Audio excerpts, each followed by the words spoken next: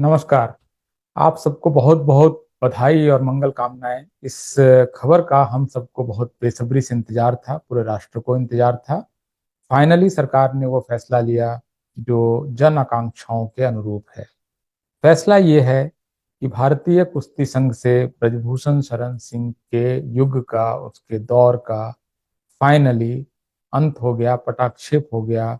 वो एक दौर था जो अब जिसको लोग शायद याद भी न करना चाहें।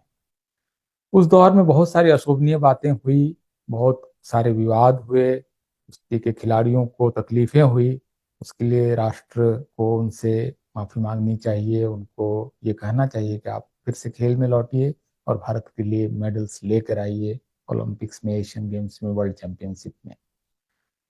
देखिए, ये जो पूरा मामला है ब्रजभूषण शरण सिंह का, जिस तरह से वो खेल संघ को, खास करके कुश्ती संघ को चला रहे थे, वो अपने आप में एक सबसे जो गलत तरीके से चल सकता था उसकी वो नजीर थे, उसकी वो मिसाल थे।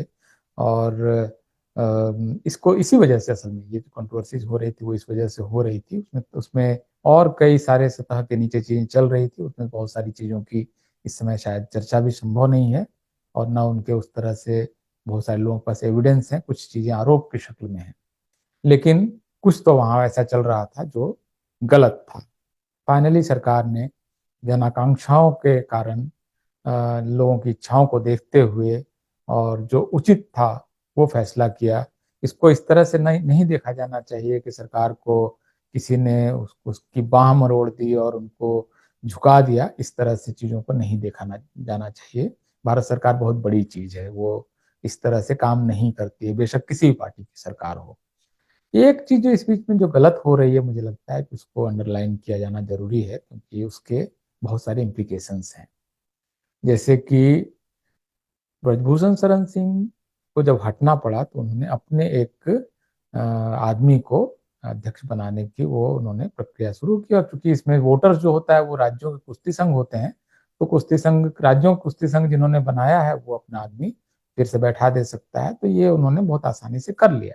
और ये जब करने के बाद जो एक अहंकार दिखा उस व्यक्ति का और उस परिवार का और उनके बेटे का, कि दबदबा तो है और दबदबा तो कायम रहेगा, ये असल में एक तरह से अतिरेक है। ये मतलब आप इसको एक्सट्रीम पर ले जा रहे हैं, और यहाँ पर प्रतिक्रियाएं होती है।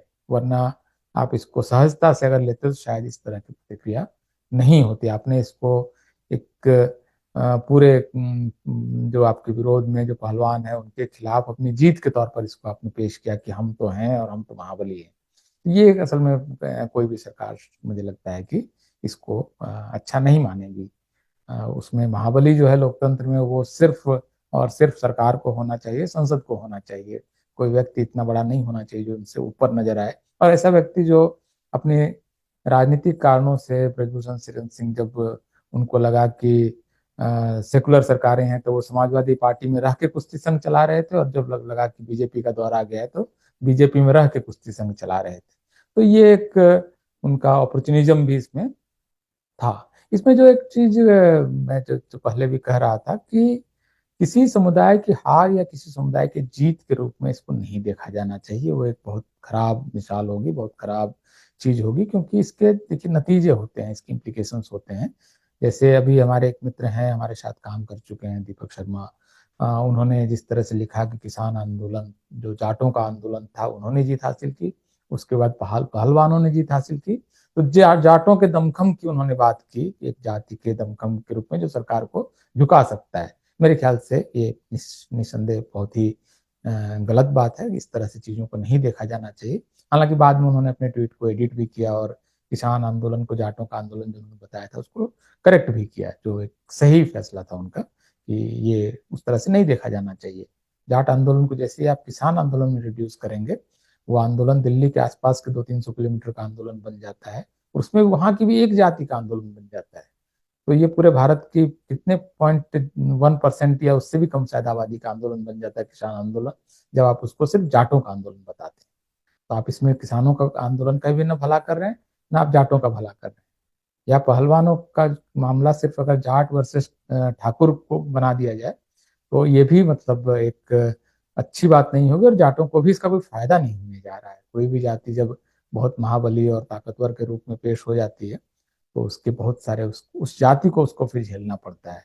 जो जाटों को हरियाणा में एक लेवल पर पॉलिटिकल रूप से झेलना पड़ रहा है, पटेलों को गुजरात में झेलना पड़ रहा है, यादव जाति को यूपी में झेलना पड़ रहा है, या बिहार में लालू यादव 15 साल तक सत्ता के बाहर रहे। जब एक जाति का महाबली होना जब लोक में स्थापित हो जाता है, तो उसके खिलाफ बाकी जातियों की गोलबंदी होने लगती है। तो इससे बचा जाना चाहिए। इसका ये कोई बहुत किसी जाति के लिए भी ये अच्छी बात नहीं है, और इसको इस रूप में भी नहीं देखा जाना चाहिए कि एक जाति ने एक सरकार को झुका दिया। ये इस पूरे प्रकरण को, पूरे प्रसंग को देखने का सबसे गलत तरीका होगा।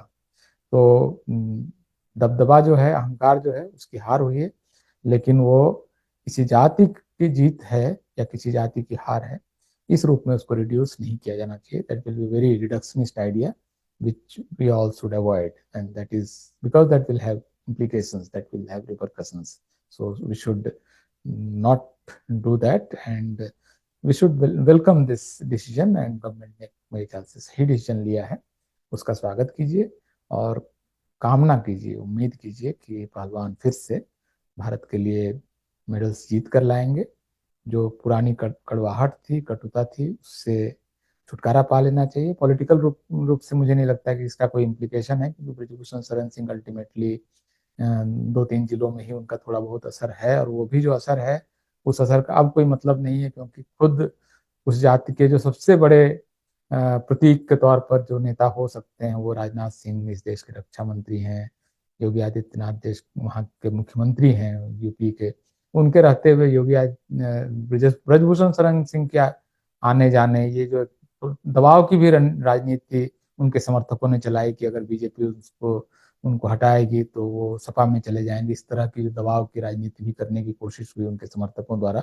इसका भी गलत असल में असर गया है कि कोई आदमी जो पार्टी 300 से ज्यादा सांसद लेकर लोकसभा में सरकार चला रही है, उसको ब्रजभूषण से शरण सिंह जैसे किसी आदमी को, उसको मतलब उनकी सरकार की बाह मरोड़ते हुए दिखे, यही कोई सरकार क्यों बर्दाश्त करेगी। तो ये सब मिला जुला करे, जो कुछ हुआ, चलिए हो चुका जो होना था, और अब उम्मीद करते हैं कि मतलब पहलवान फिर से कुश्ती के अखाड़े में होंगे, और वो वही कर रहे होंगे जो उनको करना चाहिए।